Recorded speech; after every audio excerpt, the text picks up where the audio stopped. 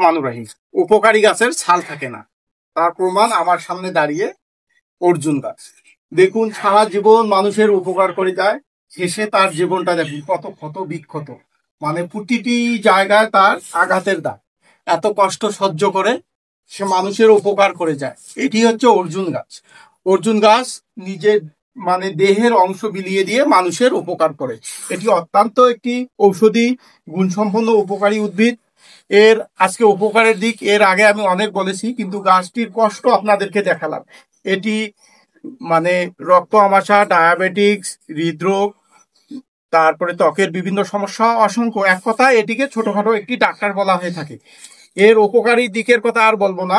দেখুন গাছটি কত সুন্দর, আর এটি আমাদেরকে শিক্ষা দেয় নিজের জীবন বিপন্ন করে হলেও মানুষের উপকার করার জন্য।